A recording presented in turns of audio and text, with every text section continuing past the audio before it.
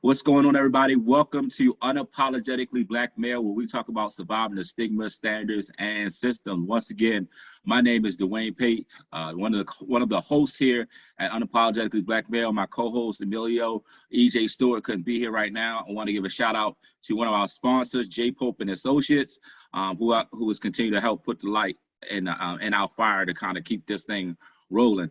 We have a special guest on today, and I don't want to belabor it any longer. We have Dr. Jerome Schiele, the head of the Ph.D. department at Morgan State, my alma mater. So I'm just excited that I was able to get him on, just kind of share his story. So Dr. Schiele, I'm gonna turn it over to you. You kind of give us a little bit of background about yourself, where you're from, and what kind of, information that kind of got you to where you are right now. Okay. Look, I appreciate it, Mr. Pate, and for the invitation. We need to focus more on Black men, for sure, given the status of Black men in our country, and we know that a lot of Black men are doing well, but we also know that a whole bunch of Black men are not doing so well. So I commend you for highlighting the victories and victimhood of Black men. I was born in Newport News, Virginia, and raised in Newport News and Hampton, Virginia. And the two cities are twin cities. They're right next to each other. They're adjacent to one another. My father was a Baptist minister and pastor in Newport News. My mother was a government worker at Fort Eustis, Virginia, which is a military base, and she was an editor of training manuals for the Department of the Army.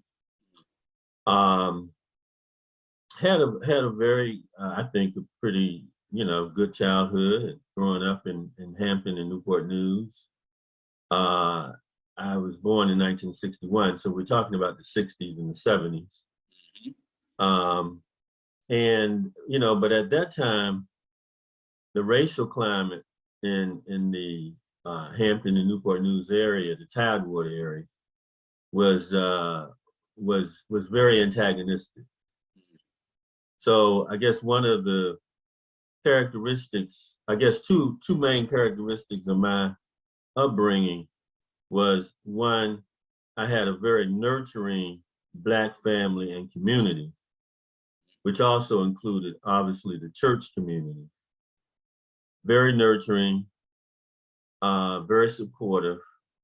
Those were the days where African Americans exhibited much more solidarity than perhaps we do today. I mean, I'm making an assumption just based on my own observation.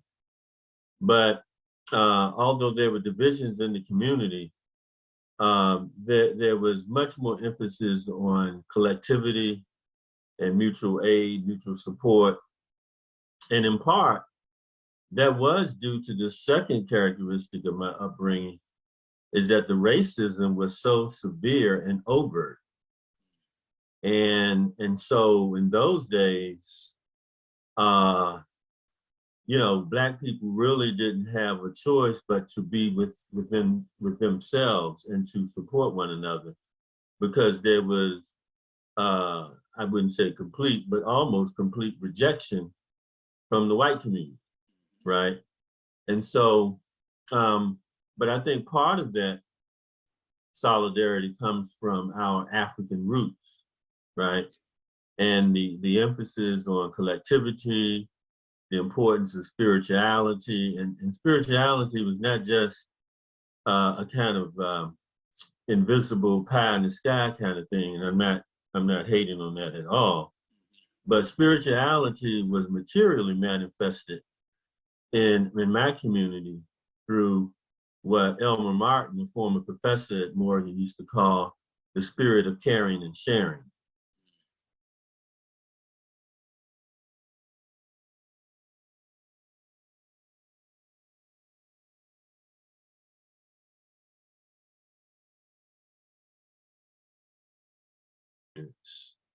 Of of spirituality. And so the African root part of the socialization was very prominent.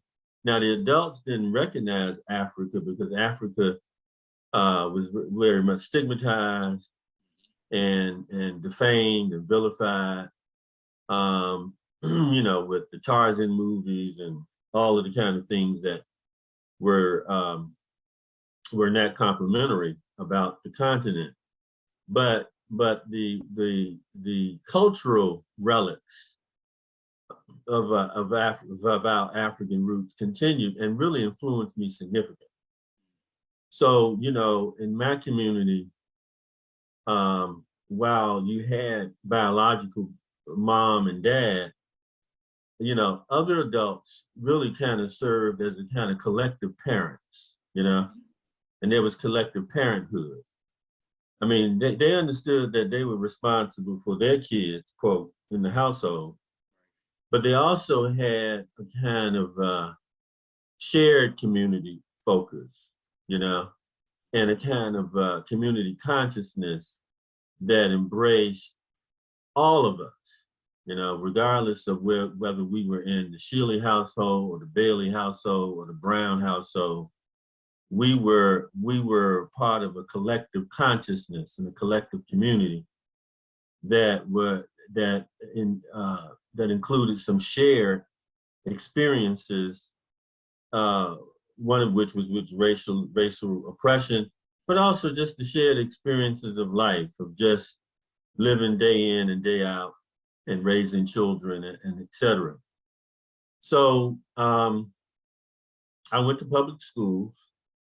In those days, you know, our parents really didn't have a lot of money, and then private schools weren't that popular then.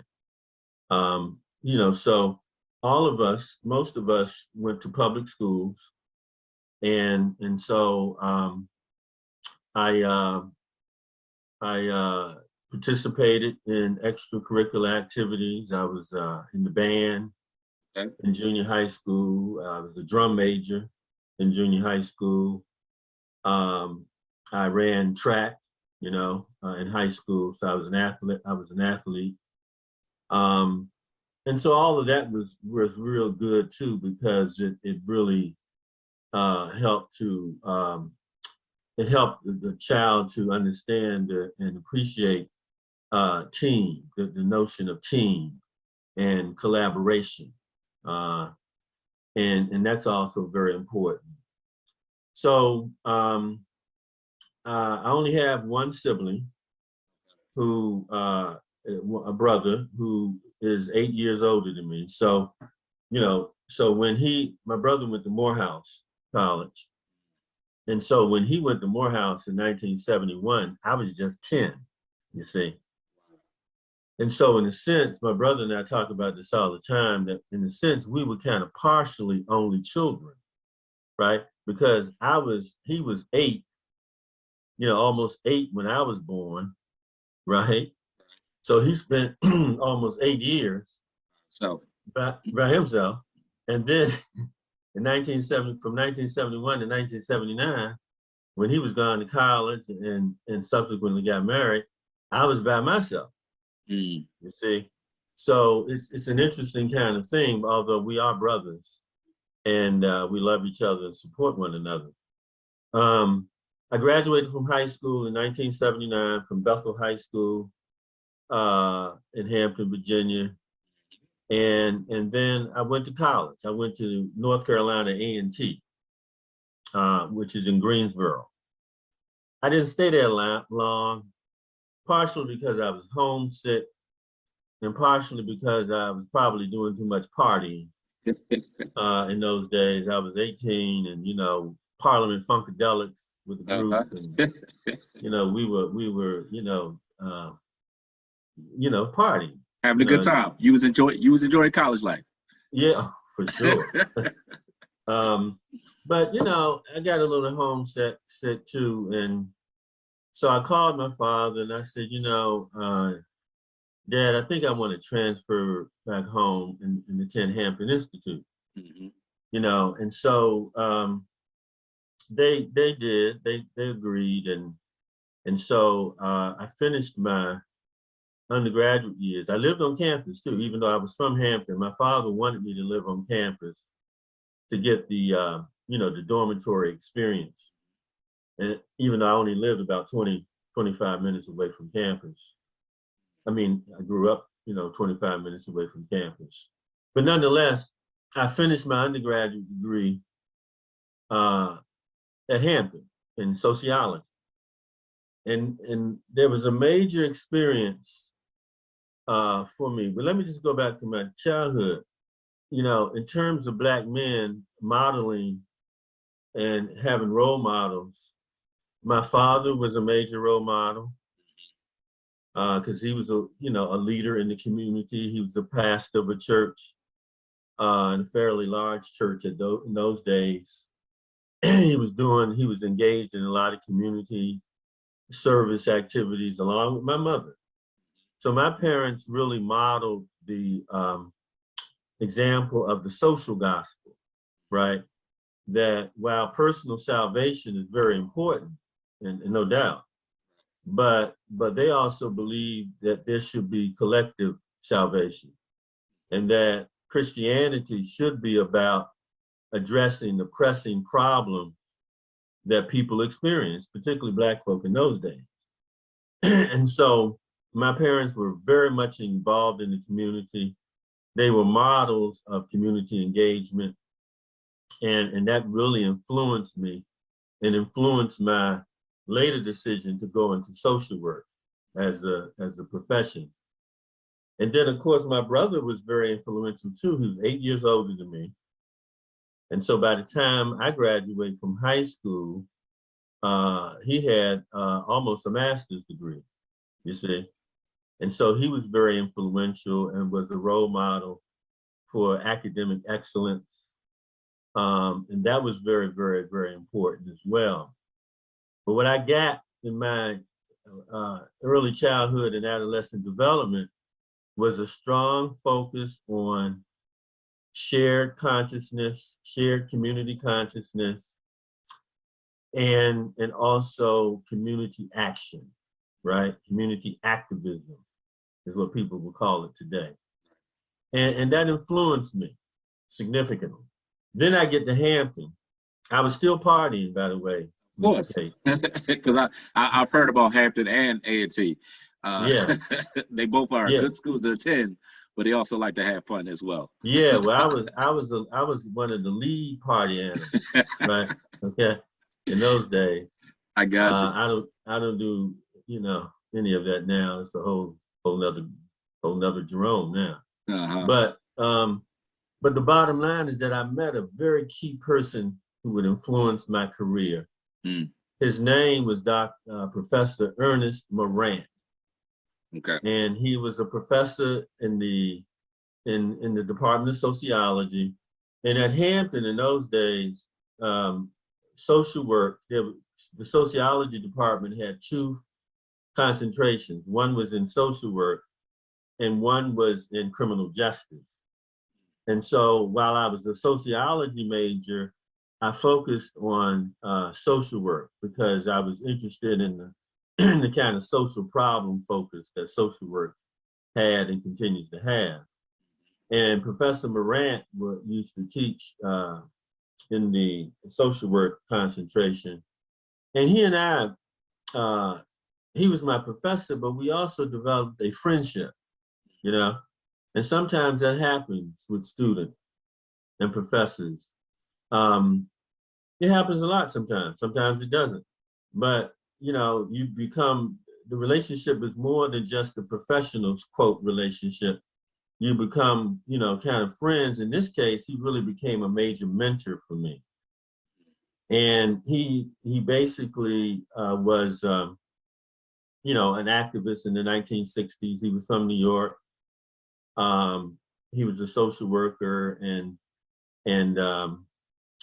so we talked a lot about the 1960s, particularly, the debate between the Black nationalists and the integrationists, the Malcolmites and the Kingites, and the notion of Black self-determination and the Black nation, and what does that mean? So we had a lot of conversations about the conditions of Black folk, why we were in those conditions, how we could get out of those conditions, those adverse conditions.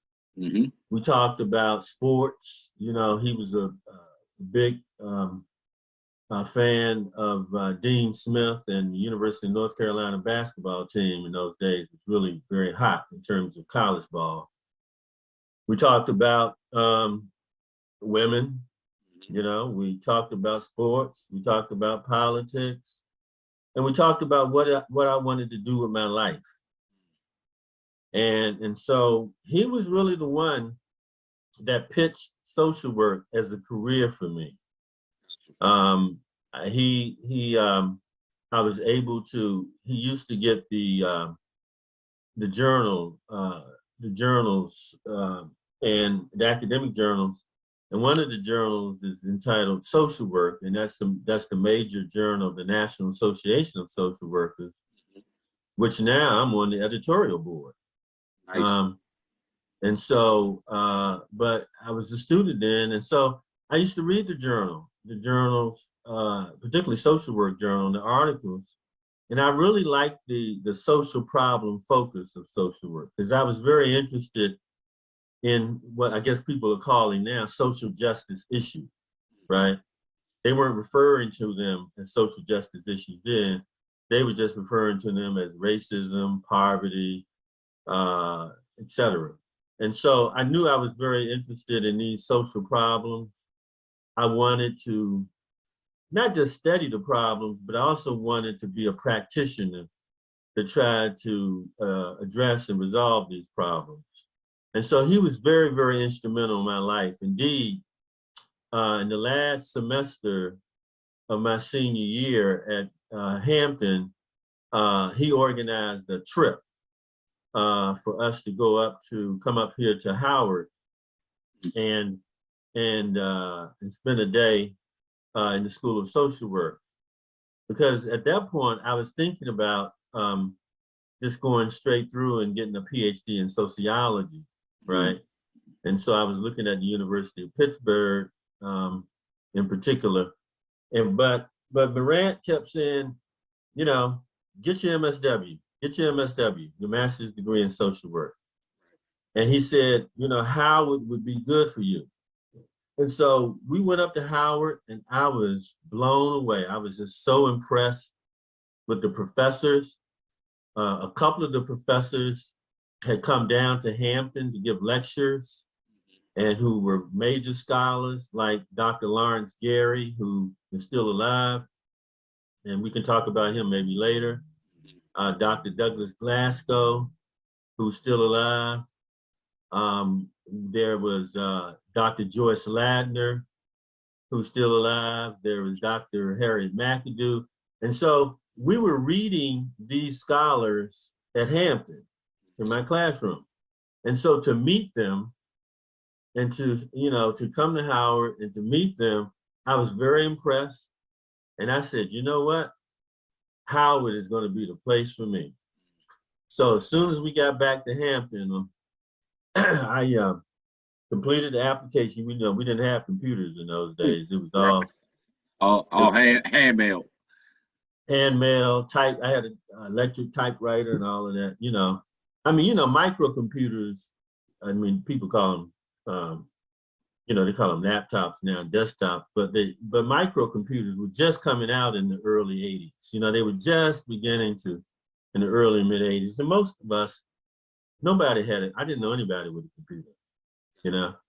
So I got the application in, and I was accepted into the master's degree program in social work at Howard. Went through the program, the 2-year program, but then I met two important professors. One a woman, one a man. The woman, her name, and she's deceased, both are deceased now, Dr. Dorothy Marie Pearson. And Dr. Pearson was the director of the Ph.D. program in social work at Howard. And I had her for a couple of classes in the MSW program. And she encouraged me to move forward and to proceed with my doctorate in social work at Howard after I've completed my master's degree. I'll get back to Dr. Pearson. But then there was a professor too by the name of Dr. Alvis Adair. And Dr. Adair was very instrumental in my life because, again, he was one of these professors that you could go by and shoot the breeze with, you know? You could talk about politics, you could talk about sports, you could talk about this and that. And Dr. Adair put that notion in my mind to being a professor, right, of social work. And he reinforced in me the importance of being a scholar, an intellectual, right? And one of the things he said to sell the role of professor to me, he said, you know, professors really just make money by teaching and writing, you know? And I like to write, you know, and I was very interested in the intellectual ideas around social problems. And then he said, there's something called tenure in academia, that after a certain period, as a professor, you can go up for or apply for tenure, which means that if you got tenure, you would have a job for life, right? Mm-hmm. And so that was very appealing to me. Here, I can have a very flexible job. I could teach. I could engage in research and write, and I can have a job for life, you know? So then in my second semester, spring semester, my last semester of the MSW program, I went to Dr. Pearson, and she wanted to talk to me about coming into the doctoral program at Howard. And she said, you know, I've had you in my class, you're an excellent writer, you know, have you considered doing a doctorate in social work? And I said, no, and then I didn't want to burden my parents. My parents had mostly paid for my education up to that point, you see. And I got student loans too, but they supplemented those loans with their own, you know, income and sacrifice. And so I told Dr. Pearson, I said, Dr. Pearson, I can't burden my parents anymore. I need to get this MSW and get a job and support myself, right? But then she said, well, we have money here at Howard that can pay for your education and give you a stipend. And so that changed my mind. Absolutely. You know, and I would love to say that the reason I went into the doctoral program is because of my intellectual interest and proclivities, which is partially true. Right. But it was because Dr. Pearson said, we have the money to pay your way. Absolutely. That's going to get you every time. Right. And it got me. And all praise is due to God for Dr. Pearson. And so I continued on. So in 1985, I graduated with the MSW, and then I entered the doctoral program in social work at Howard, and went through that, finished, you know, in 1990. And since 1990, it's hard to believe this, you know, coming up on 32 years, I've been a professor of social work. I've taught at 6 different schools. My first university was the State University of New York at Stony Brook, which is on Long Island, New York. That's where I also met my wife, who's from New York. I then taught at Clark Atlanta University for a number of years. Then I taught at Norfolk State University. Then I taught at Morgan the first time from 05 to 09. Then I left Morgan to go to the University of Georgia, who just recently won the football championship. Yep. Yeah, and go Dogs. And I became the associate dean of the School of Social Work at the University of Georgia, and I did that for a few years. Then I came back home. My mom got sick, and I wanted to come back up to the Mid-Atlantic, and I took a job as a dean at Bowie State University in Bowie, Maryland. And I did that for about 5 years, and then taught a year there too. And then Dr. McFadder, Dean McFadder, who's the dean of the School of Social Work at Morgan, called me and in 2018 and said, "Hey, would you like to come back to Morgan?" And so I said yes, and I submitted my application. And so I'm currently the director, the chair of the Ph.D. program in social work at Morgan. And I was the founding director when I was at Morgan the first time. So that's kind of an overview of how I got to this point in my life. Absolutely, and I thank you for that. For the history that you kind of shared. When you look back at your life, like what has been like that moment that really stuck out to you, besides the one that you mentioned, that like has been like that was like an actual struggle that you had to kind of overcome? Was there anything else that may have came up that, besides, I know living during that time of like segregation and this kind of like the racism, I know that was kind of a pivotal time and just kind of really lean on community. But were there any other experiences that like really stand out, say like this kind of changed my mindset and to pushing me to where I am right now?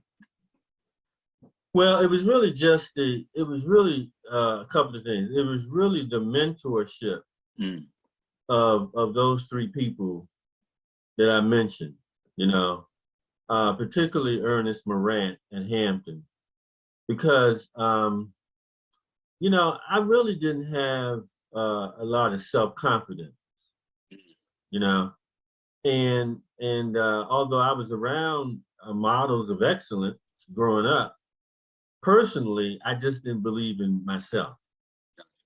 And so what Ernest Morant did, and then later on, Dr. Adair and Dr. Pearson, is that they were able to get me to understand that I had great potential, right? And just by talking to them and by their own guidance and our discussions. And so the pivotal moments really were meeting those people, right? And because they addressed what in me, they addressed my lack of self-confidence. And so many of our people, our men, our women, so many of our people in the African-American, the broader African diaspora, but I'm talking about in the African-American collective, so many of us, and I think it's because, to some extent, of the overlay of racial oppression, white supremacy, many of us just don't have that self-confidence, right? And I just didn't believe in me. And I really didn't know that I could, that I had that kind of potential. And so sometimes it takes a facilitator.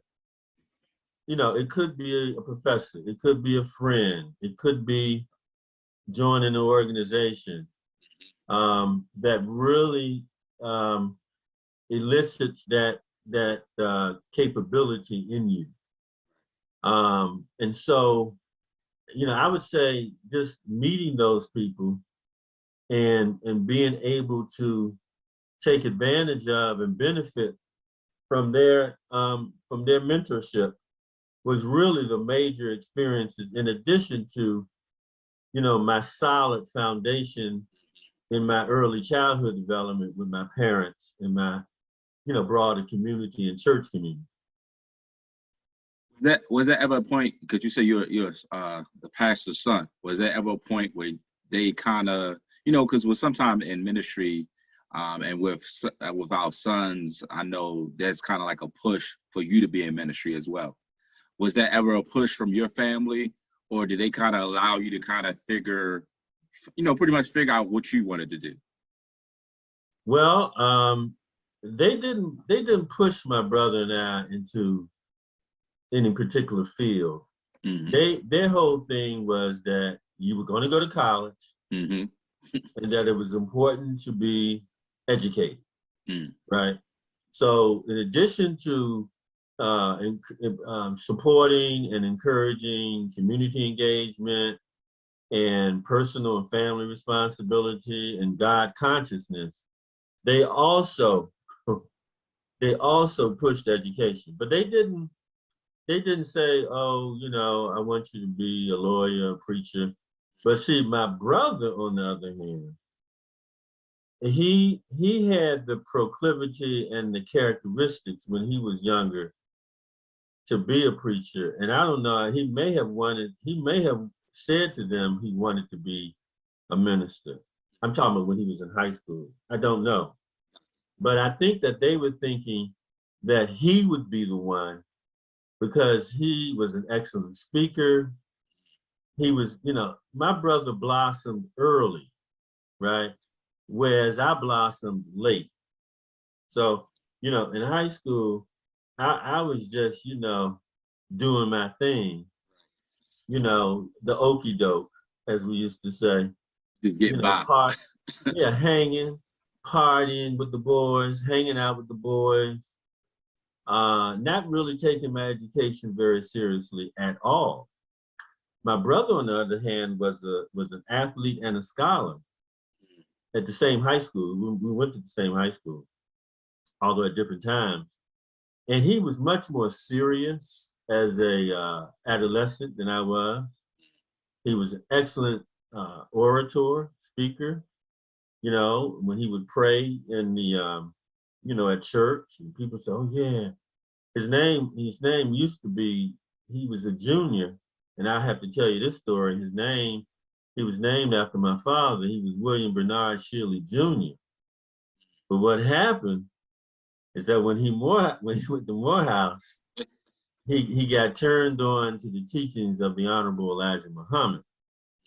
And he joined the Nation of Islam in 1973. So that was a big controversy in my family. Absolutely, because it's like you got and you got to the Mark. You said the Malcolmites, so you got the Martins, Right. And then on top of your family's personal stance on faith Right. and belief. So I'm pretty sure that was a tense time, per se. It was very tense as he came home. I remember when he came home and we got to the prayer before dinner, and my father would say in Jesus' name, and my brother said he can't say in Jesus' name. He said in the name of Allah, the merciful, the beneficent. I give thanks to thee. So so if they were banking on anybody, they weren't banking on me. Got you. Okay. I got you. Not me. They saw me as kind of a goof off, and but they were banking on my brother, but then they were highly disappointed, obviously, when he joined the Nation of Islam, because he went into a whole nother religion with a whole nother theology. And by the way, I'm not trying to put a plug here, but I write about this experience in one of Naeem Akbar's books. Naeem Akbar is a psychologist. He was a well-known lecturer in terms of Black psychology and African psychology. But he has a book called Akbar Papers in African Psychology, and I wrote the foreword to the book. And so I write about how I met Dr. Akbar. And so my brother and Dr. Akbar, who was Dr. Weems then, joined the Nation of Islam around the same time in Atlanta. Dr. Akbar, who was Dr. Weems then, was the chairperson of the psychology department at Morehouse.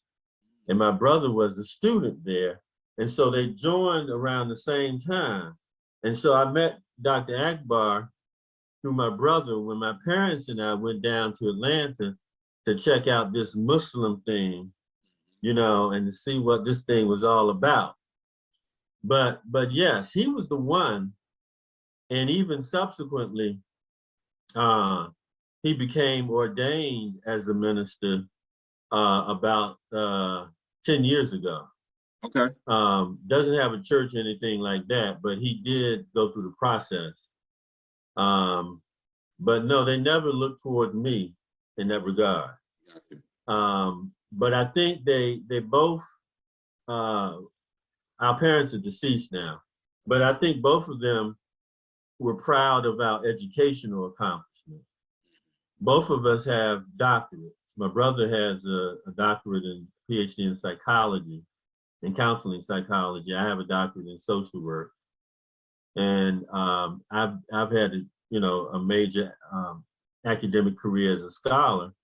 My brother also was a college president at Tougaloo, which in Jackson, Mississippi. So I think, that push that my parents, they really pushed it, education. And both of them went to college. My mom didn't finish college, but my dad did. And they pushed education. And they said education was the key to upward mobility. But more importantly, it was a major way to be able to uplift others, So they were really into the notion and practice of service, service to humanity and making a positive difference as we move forward in life, making a positive difference for others. That was, for them, that was the ultimate goal and mission of being a human being. Absolutely. I thank you for sharing that story.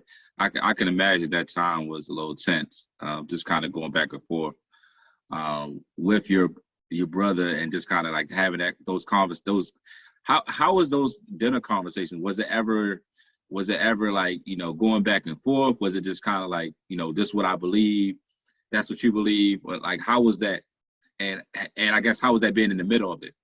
Well, we were kids. Okay. I was a kid. So when he came home that time, my cousins from California were in town. Because see, my father was from Louisiana. Okay. And his people migrated west. That was the westward migration of Black folk from Louisiana, Texas.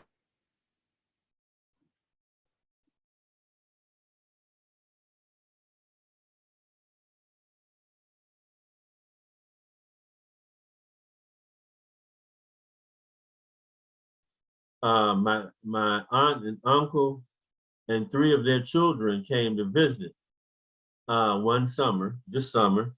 And that's when my brother came home. And and they sent us out. They said, it got a little tense because they sent the kids out. They said, y'all go and play, Yeah. And so it was, I think that I think eventually my parents got accustomed to it. Because then he got married, and he has 2 children with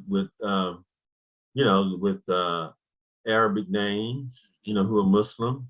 And so, I think once he got married and he had children, I think they eventually got accustomed to it. But obviously, as devout Christians, their whole position was, Christianity was the right way, So, but I think eventually they really had no choice, I guess, at that point. Because at that point, he's grown. Right, he was grown. And then he got married. Right. And so, I think things actually kind of smoothed out over the long haul.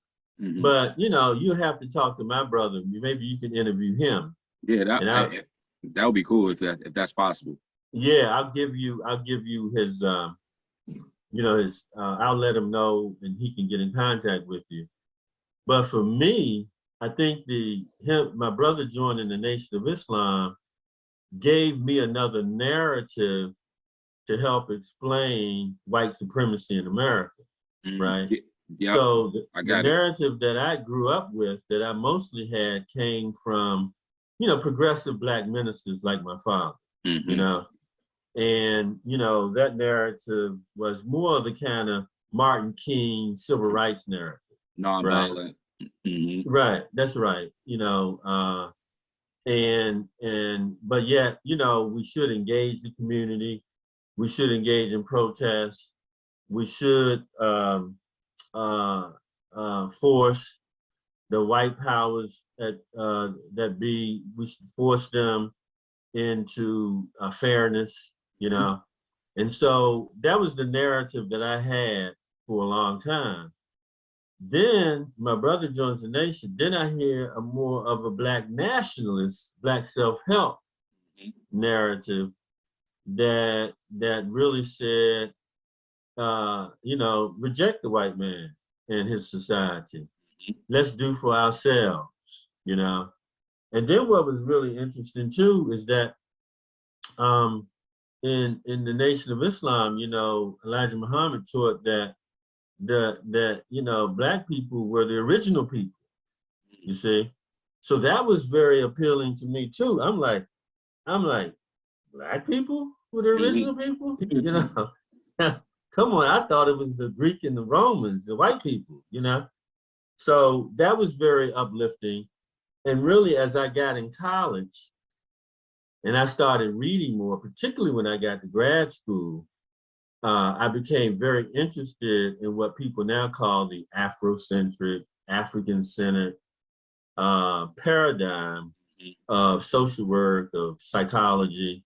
And so I started reading a lot of the Afrocentric historians like Dr. Ben and Dr. Malana Karanga, Dr. Malefi Asante, and Dr. Abanga, and others, and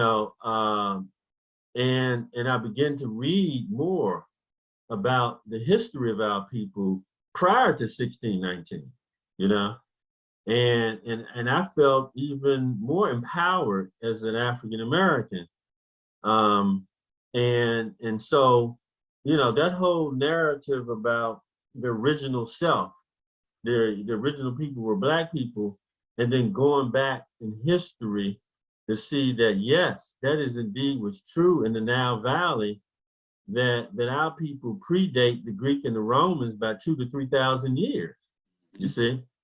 Actually, the Greeks and the Romans are Johnny-come-latelys. And so, so that really was a 180 spin for me. And that really excited me and motivated me. And so I started reading more in the Afrocentric literature, people like Dr. Akbar, Wade Nobles is another guy who, psychologist who was very, very popular, who influenced my thinking. We mentioned, Malefi Asante's work, Malana Karanga. There was another psychologist by the name of Joe Baldwin, but he changed his name to Kobe Cambone. He was very influential. So I started reading. Then I started at Howard beginning to write papers, classroom papers, from the Afrocentric point of view, right? And in my doctoral program, my first publication that I had, which was published in 1990, came out of a paper, a classroom paper that I wrote for communities and organizations class at Howard. And so, I began to publish as I finished Howard. I began to publish more in that area. I published a lot of articles that really kind of culminated. I don't want to say culminated because it sounds like the end, but really mushroomed into a book that I did years ago that I'm revising now with another author, and it's entitled Human Services in the Afrocentric Paradigm. And so what I've done is that I took the work of the psychologists like Akbar and historians like Dr. Ben and others and Dr. Asante, and I applied those concepts to social work, right? the social work practice at the micro and macro level. And so that's been part of my work, is laying out the theoretical foundations of what we can call an African-centered or Afrocentric paradigm of social work practice. I feel that that's been my greatest and most important contribution to social work as an academic and as a social worker. And I attribute that in large part to being exposed early on to the ideas of Elijah Muhammad and the notion that Black people were the original people. And just kind of getting that full range perspective instead of a limited worldview. That's right. From the perspective that you had growing up. And I think sometimes we need those other areas of influence to unlock the recesses of our minds to kind of think beyond what it is that we live in. And I think for many of us African American men, I think sometimes we have trouble kind of looking past what we are currently in and just kind of seeing the bigger picture. But when you're able to kind of get that information like you were, and it help expand your horizon, and it also help you to search for a deeper meaning and search for a deeper purpose. So I think that's very pivotal, and I applaud you for that. Even during that time to kind of really kind of dig deep into it and really figure out, like, I hear it, but how does it apply to me, and how can I make this impact? And just through your studies and through the scholars, through the articles, and through the books that you're working on. So I definitely want to applaud you for that. And just the wealth of knowledge that you have and information. I'm thankful of all that you shared today and shared, with the people who are listening. So, anything else? I know we kind of. Well, I'll leave with some parting thoughts. I think okay. for Black men, it's important for us to tap into our vast positive potentiality, right? Mm-hmm. And we have to not limit ourselves to roles and experiences that just kind of highlight our physicality. Mm-hmm.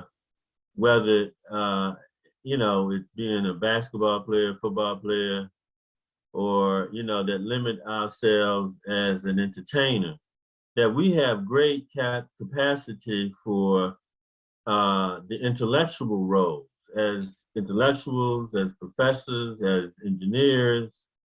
And I think that one of the things that white supremacy has done for us is that it has imposed a kind of self limitations on us, right? And so one of the things I want to leave Black men with is that we have to engage in some serious soul searching, or what people call critical, introspection, right? And that means that we got to highlight what's good about ourselves, but it means that we also have to acknowledge what we can improve upon.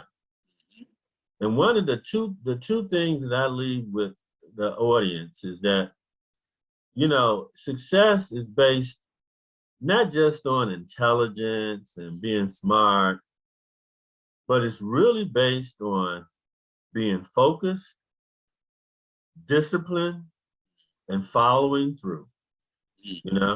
If you're focused and you're disciplined and you stay the course in a particular activity, right? And don't get dissuaded, and don't become unfocused and try to do 50 million things at one time, but you focus on one or two activities, you follow through, on those activities.